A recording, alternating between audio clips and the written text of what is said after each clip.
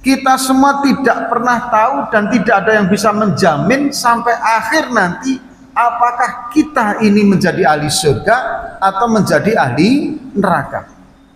Yang menjamin tidak ada. Maka kalau yang sudah bertakwa saja, yang sudah ahli surga saja amaliyahnya dia buat, ini diingatkan jangan pernah merasa aman sampai kemudian Allah memanggilnya, apalagi hadirin mohon maaf yang amaliyahnya amalan ahli neraka. Yang sudah bagus saja jangan pernah merasa bahwa yakin akan husnul khotimah, apalagi hadirin yang amaliyahnya naudzubillahi min dzalik amalan ahli neraka. Yang pertama, maka kita bagaimana kemudian hadirin, pokoknya sebelum Allah memanggil kita fokus terus istiqomah kita dalam takwa kepada Allah.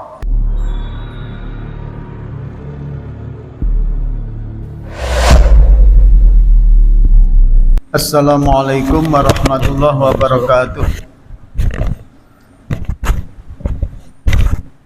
A'udzu billahi minasyaitonir rajim. Bismillahirrahmanirrahim. Alhamdulillahi rabbil alamin. Nahmaduhu wa nasta'inuhu wa nastaghfiruh.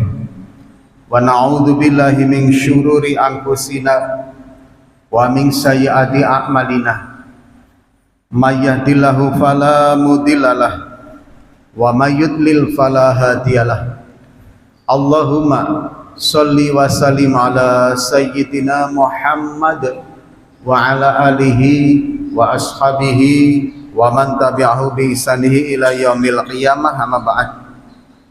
Yang kami muliakan para alim, para ulama, para kiai, para ustadz, para imam, yang kami muliakan ketua pengurus beserta kepengurusannya, DKM dari Masjid Al-Uswah, dan tentunya Bapak Ibu yang alhamdulillah istiqomah hadir dalam pengajian, dalam sholat berjamaah, dan tentunya pagi hari ini juga kita sudah diberi kekuatan oleh Allah Subhanahu wa Ta'ala untuk melakukan ibadah puasa. Ini merupakan nikmat-nikmat yang luar biasa, karena ketakwaan kepada Allah Subhanahu wa Ta'ala inilah yang akan kita bawa. Apa yang kita punya yang bentuknya materi hanya sebagai sarana saja, sarana agar hidup kita ini tidak susah. Tapi sesungguhnya yang akan kita bawa adalah ya puasa kita, ya ngaji kita, ya sholat kita, ya baca Al-Anqur kita, ya sedekah kita, yang membantu orang lain, menolong orang lain, inilah yang akan kita bawa. Maka ketika kita sudah diberi kekuatan oleh Allah untuk melakukan amaliyah-amaliyah tersebut, inilah yang harus kita syukuri dengan rasa syukur yang betul-betul kita panjatkan kepada Allah Subhanahu wa Ta'ala. Salam dan salawat mari kita haturkan kepada junjungan kita Nabi Agung Muhammad sallallahu alaihi wasallam. Allahumma sholli ala sayyidina Muhammad wa ala ali sayyidina Muhammad. Hadirin yang dirahmati oleh Allah Subhanahu wa Ta'ala, pada pengajian kita beberapa hari ke depan kita akan membahas hal yang berkaitan dengan kampung akhirat. Beberapa rujukan kitabnya adalah yang pertama Daqaiqul Akbar, yang kedua Tambihul Ghafilin. Saya kira dua rujukan kitab ini insya Allah sudah mencukupi pemahaman kita terhadap bagaimana keadaan kampung setelah kampung alam dunia ini. Kenapa ini kami sampaikan hadirin sebagai tema di dalam Ramadan kali ini?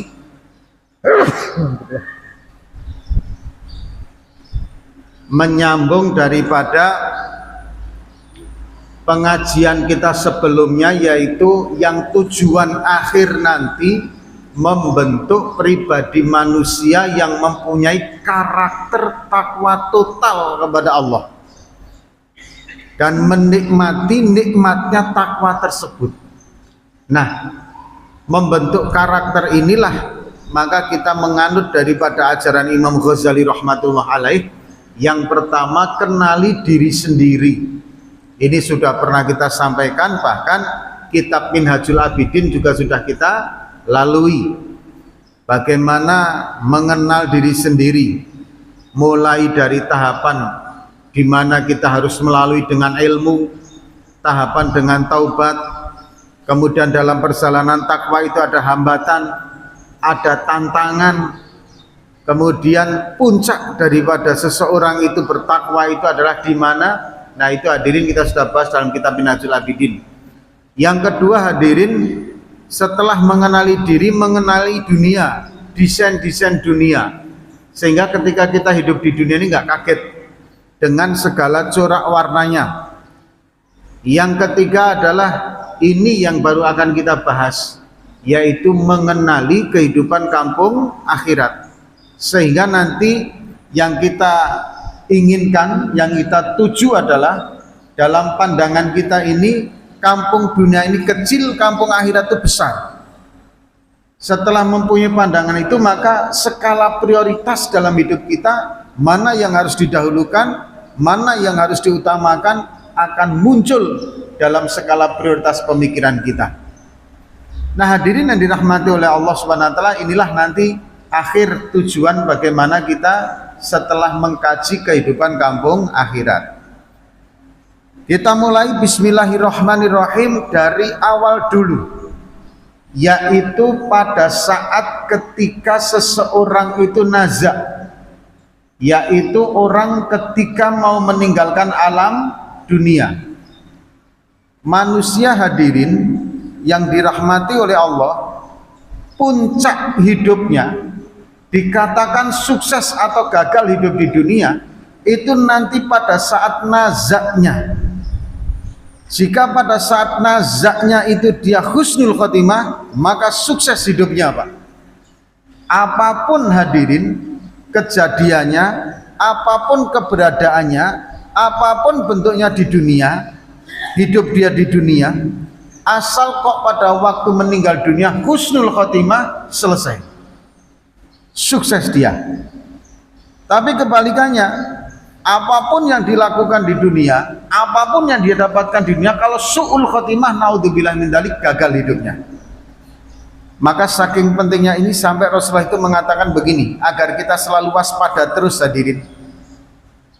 Seseorang yang ditakdirkan oleh Allah Subhanahu wa taala ahli surga, maka meskipun dia mengamalkan amalan-amalan ahli neraka, dalam jarak sejengkal kemudian dia pasti akan mengamalkan amalan surga yang membuat asbab dia masuk surga. Seseorang yang ditakdirkan oleh Allah Subhanahu wa taala sebagai ahli neraka, maka dia meskipun mengamalkan amalan ahli surga semuanya, dalam jarak sejengkal kemudian dia pasti akan mengamalkan amalan ahli neraka, sehingga dia masuk neraka. Maka kemudian para sahabat berpikir dan bertanya, ya Rasul, kalau begitu kita nggak perlu ibadah dong. Kalau ahli neraka ya ahli neraka, kalau ahli surga ya ahli surga. Bukan begitu pemahamannya. Kita semua tidak pernah tahu dan tidak ada yang bisa menjamin sampai akhir nanti apakah kita ini menjadi ahli surga atau menjadi ahli neraka. Yang menjamin tidak ada. Maka kalau yang sudah bertakwa saja, yang sudah ahli surga saja amaliyahnya dia buat, ini diingatkan jangan pernah merasa aman sampai kemudian Allah memanggilnya. Apalagi hadirin mohon maaf yang amaliyahnya amalan ahli neraka. Yang sudah bagus saja jangan pernah merasa bahwa yakin akan husnul khotimah, apalagi hadirin yang amaliyahnya naudzubillahi min dzalik amalan ahli neraka. Yang pertama, maka kita bagaimana kemudian hadirin, pokoknya sebelum Allah memanggil kita fokus terus istiqomah kita dalam takwa kepada Allah. Yang pertama. Yang kedua hadirin yang dirahmati oleh Allah Subhanahu wa taala, ini kajian subuh ini jangan terlalu lama Pak. Kalau terlalu lama, bahannya terlalu panjang, kadang kita malah nggak masuk, banyak tidurnya Pak. Ini. Karena kita semua ngantuk semua ini ya kan. Gimana nggak ngantuk Pak Ustadz? Jam 12 baru tidur habis tadarus ya kan. Jam 3 sudah bangun, itikaf di masjid, kemudian sholat subuh berjamaah. Sekarang dihantam duduk kena angin, ya ngantuk ya kan itu. Begini Pak, majelis taklim itu hadirin, jenengan jangan cuman mengukur dari ilmu yang didapat. Orang itu duduk di majelis taklim, jangan cuman diukur daripada seberapa ilmu yang didapat, tapi sudah mau duduk saja di majelis taklim itu sudah hebat Pak. Berapapun yang nyangkut insya Allah ada nilai manfaatnya. Seandainya kita semua yang duduk di sini ini niatnya cuma tidak cuma duduk di majelis taklim, tapi niatnya memang ingin membangun sebuah madrasah ilmiah yang bentuknya adalah di dalam masjid hadirin, maka nanti sampai kita meninggal, sampai nanti kita yaumul kiamah, kalau majelis taklim ini masih ada, insya Allah masih mengalir pahalanya Pak, untuk kita, karena kita merintisnya. Meskipun pada saat kita duduk di majelis taklim dalam keadaan tertidur, nggak apa-apa. Lebih baik tidur di sini dapat pahala, meskipun sambil tidak paham sama sekali. Tapi hadirin, dibandingkan yang di rumah tidur di atas tempat tidur jauh lebih baik di sini Pak. Nah ini hadirin yang pertama. Yang kedua hadirin yang dirahmati oleh Allah Subhanahu Wa Taala, ini ilmu adat Pak, ilmu adat kebiasaan, ya kan? Kalau di dalam ilmu ininya kemarin dalam kitab apa ya terakhir kita bahas itu ya, Minhajul kayaknya, hati-hati terhadap hidup yang begitu nikmat. Biasanya orang yang begitu nikmat dalam hidupnya, nikmat terus, itu biasanya hati-hati, jangan pernah merasa aman, jangan-jangan gitu loh Pak ya, dugaan, jangan-jangan kenikmatan kampung akhirat sudah dihabiskan olehnya selama kehidupan alam dunia. Nah ini hati-hatinya di situ. Dan biasanya orang yang hidupnya sengsara terus di dunia nggak usah khawatir, maka kebahagiaan hidupnya Allah simpan di akhirat kelak. Maka yang sekarang ini Bapak Ibu diuji dengan rasa sakit, ekonomi, apa saja, nggak usah khawatir, nggak usah pesimis. Semoga kebahagiaan kita di dunia Allah simpan nanti untuk kebahagiaan kita di kampung akhirat. Amin ya rabbal alamin. Mengenai kembali kepada nazak tadi Pak, yang kedua, biasanya orang itu meninggal dunia berdasarkan kebiasaan perilakunya Pak, kayak sebuah algoritma gitu loh Pak, tapi algoritma perilaku gitu loh. Bapak lihat di media sosial Bapak, begitu membuka di dalamnya isinya makanan, berarti pernah suatu saat Anda menyaksikan video makanan, selesai ada 2 atau 3 video, maka kemudian algoritma akan menangkapnya, sehingga tampilannya akan makanan terus Pak. Begitu juga dengan tema-tema yang lainnya. Nah hadirin, malaikat Israel biasanya men-COD orang itu juga seperti itu Pak. Biasanya sesuai dengan adat kebiasaan perilaku. Tapi meskipun begini, kita tidak boleh jadi patokan untuk suudzon kepada orang lain. Jangan Pak.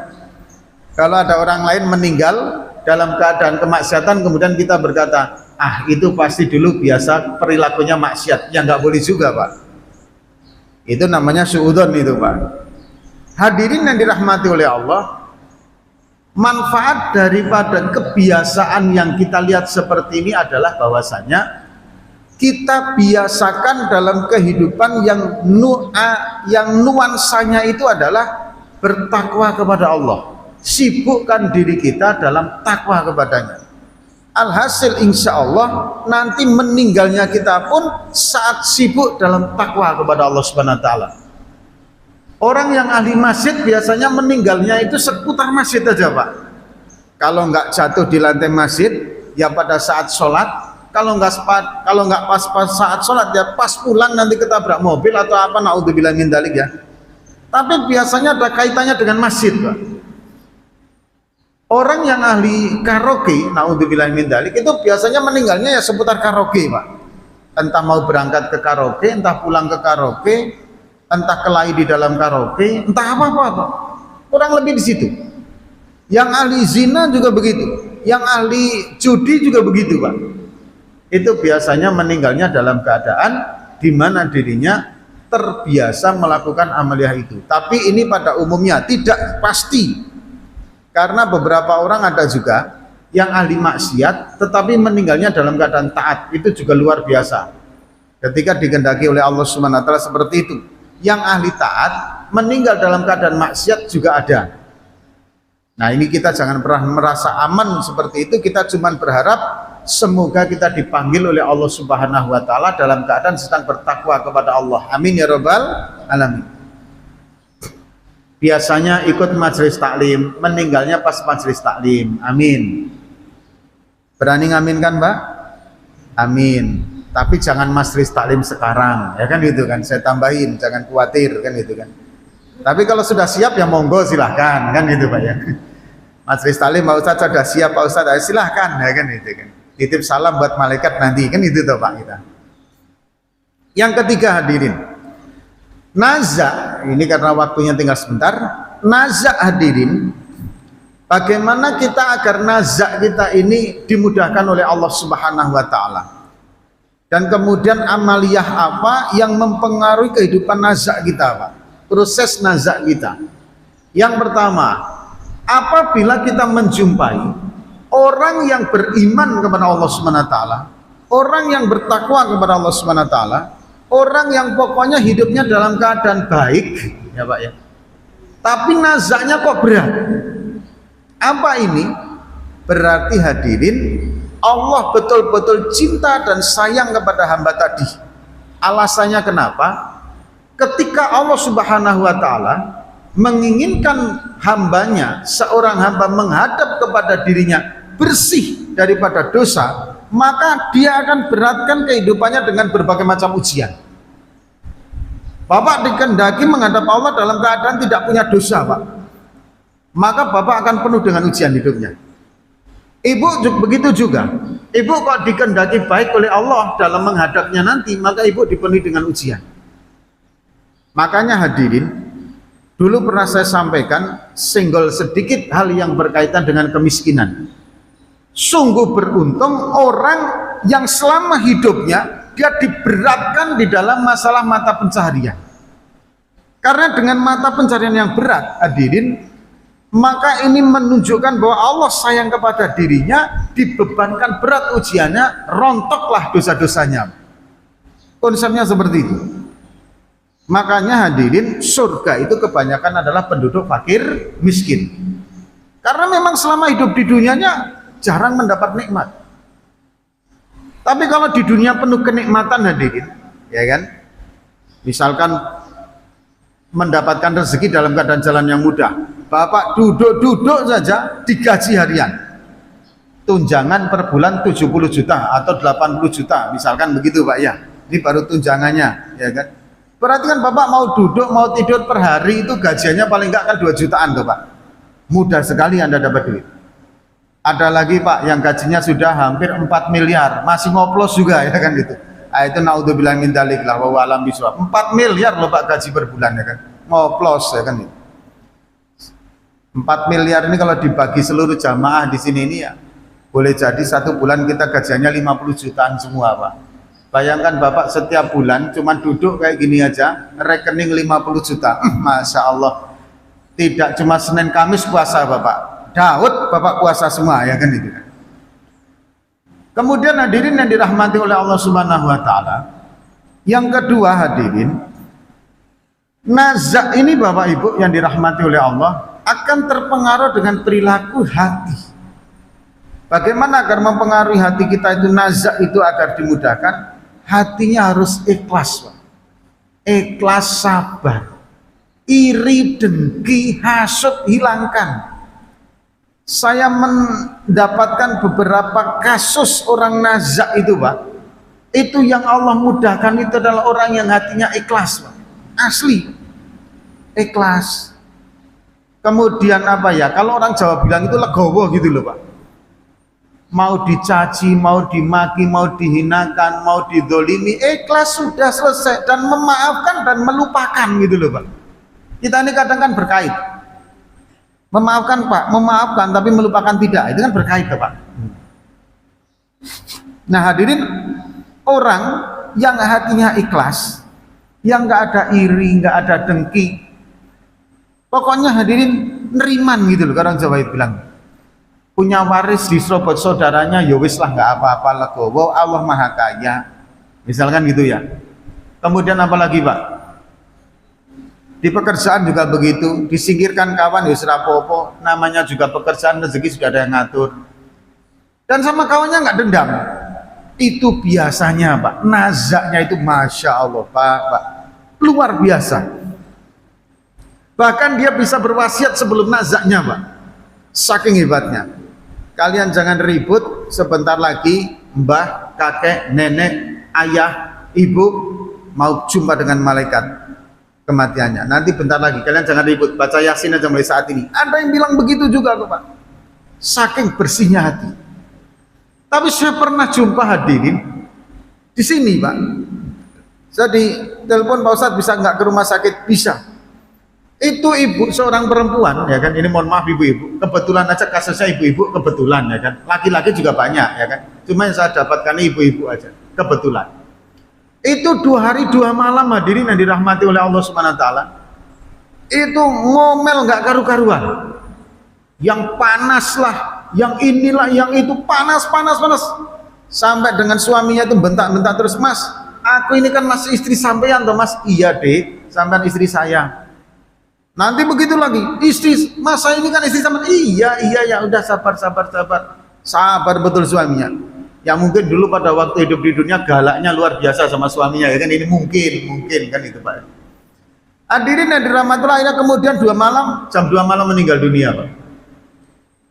Inilah hadirin yang dirahmati oleh Allah SWT, bagaimana kebiasaan perilaku mempengaruhi nazak.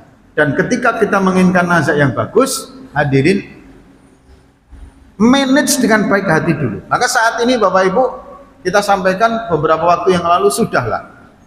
Salah satu indikator ciri orang yang beriman betul-betul, bertakwa betul-betul kepada Allah Subhanahu wa taala adalah, ini mungkin Bapak Ibu masih ingat, yang 4 indikator bagaimana orang itu betul-betul bisa menancapkan hati kita dengan keimanan dan penuh keimanan. Salah satunya hadirin 4 indikator, di dalam hatinya tidak ada permusuhan. Andaikan orang lain menganggap dia musuh, itu urusan orang lain silakan. Tapi bagi saya dia nggak musuh.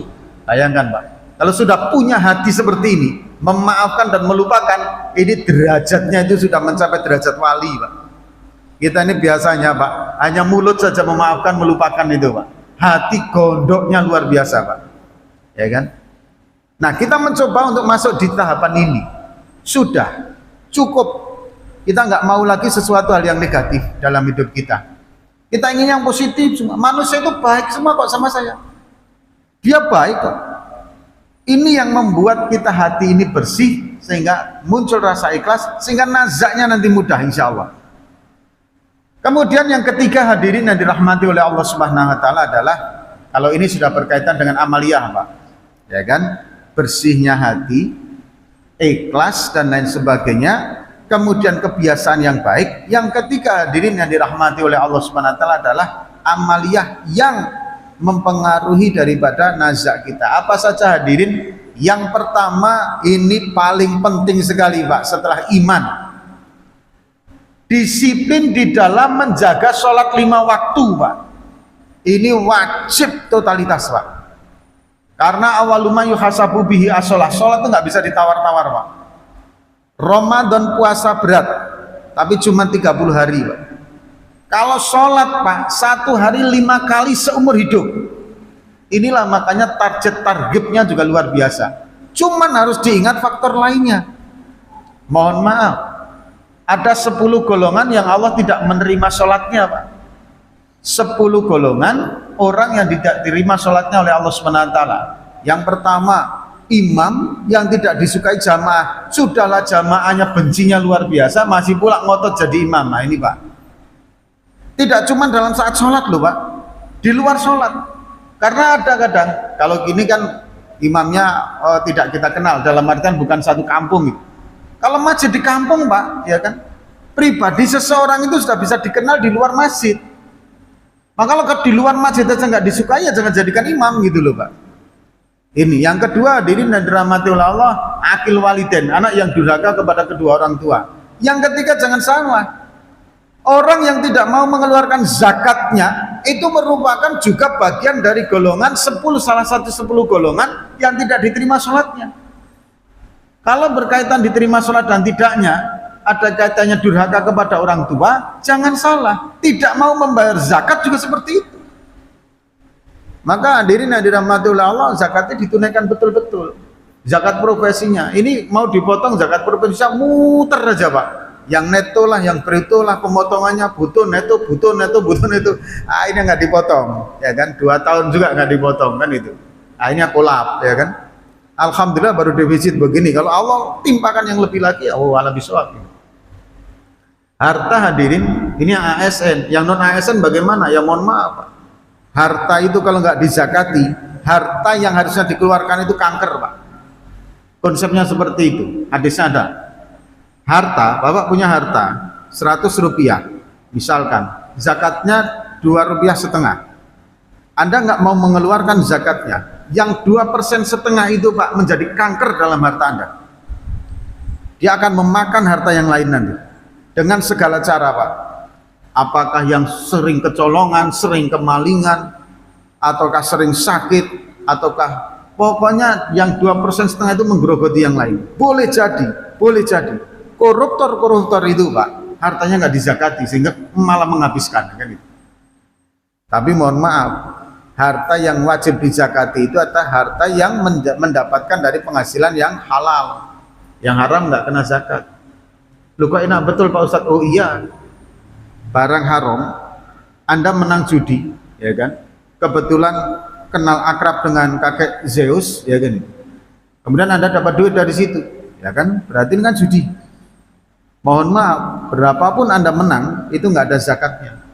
Enak sekali, enak memang dengernya yang enak Pak, gitu loh ya. Anda sedekah pun nggak boleh Pak, karena itu harta-harta. Nah, harta haram yang disedekahkan, yang dizakati, harta yang disedekahkan dari haram itu aja, semua harta nanti diikat oleh Allah Subhanahu Wa Taala kepada orang itu, hartanya dan orangnya sama-sama dijerumuskan ke dalam neraka jahanam. Harta haram yang disedekain aja sedekahnya masuk neraka Pak. Apalagi harta haram yang digunakan untuk maksiat, neraka semua itu Pak. Inilah pentingnya bagaimana kita mendisiplinkan diri, jangan sampai kemudian menerima harta yang haram. Kita lanjutkan. Amaliannya hadirin, sholat tepat waktu. Yang kedua adalah jangan sampai pernah menyakiti kedua orang tua. Akil walidain itu luar biasa. Anak yang durhaka kepada kedua orang tua itu pengaruhnya dalam semua aspek. Nah, yang amalan harian yang nampak mata hadirin adalah sholat sunat awabin secara istiqomah Pak. Sholat sunat awabin secara istiqomah, insya Allah Pak. Berapa rakaat Pak Ustadz? Minimal 2 rakaat, maksimal 20 rakaat, umumnya 6 rakaat. Umumnya. Habis itu boleh kalau disambung dengan doa Ismul A'zam, la ilaha illa anta subhanaka inni kuntu minadh dhalimin. Karena siapapun yang berdoa memakai wasilah ini, insya Allah hadisnya ada dalam kitab Muntakhab Hadis itu Pak. Seseorang yang meminta kepada Allah kemudian berwasilah membaca doa la ilaha illa anta subhanaka inni kuntu minadh dhalimin, maka apa yang dia minta Allah akan kasih. Apa yang dia panjatkan dalam doa Allah akan kabulkan Pak. Sampai sahabat bertanya, ya Rasul, apakah ini hanya untuk Pak Nabi Yunus? Enggak, tapi ini untuk seluruh manusia, termasuk kita. Makanya hadirin, saya buat live di TikTok setiap menjelang berbuka, ya kan, jam 6 ke atas lah ya. Tapi biasanya 6 kurang seperempat itu kita sudah mulai untuk istighosah bareng-bareng membaca doa Ismul A'zam ini Pak. 40 hari. Habis itu mari kita berdoa. Doakan anak keturunan kita semoga ditetapkan iman Islamnya, semoga tetap dalam keadaan takwa kepada Allah Subhanahu Wa Taala. Kita meninggal dalam keadaan husnul khotimah, istiqomahkan takwa dalam agama Islam oleh Allah Subhanahu Wa Taala. Kita doa di situ nanti, karena waktu mustajab itu Pak. Yang minta didoakan rezeki kita doakan, yang minta didoakan segera dapat jodoh kita doakan, ya kan? Yang minta segera dapat pekerjaan kita doakan. Nah, ikuti saja Pak nanti di situ. Kemudian kita lanjut. Hadirin yang dirahmati Allah, yang terakhir Pak, jangan pernah menyandarkan apapun bentuknya, apapun alasannya, apapun semuanya. Hadirin, termasuk nazak itu sendiri terhadap kemampuan dan ibadah kita. Jangan menyandarkan ke situ, Pak. Sandarkan kemampuan, sandarkan semuanya, apakah nazaknya, husnul khotimahnya, semua hajat kita sandarkan kepada Allah Subhanahu wa taala. Bentuknya apa? Dalam bentuk doa, mohon kepada Allah Subhanahu wa taala. Termasuk Ramadan ini, Pak.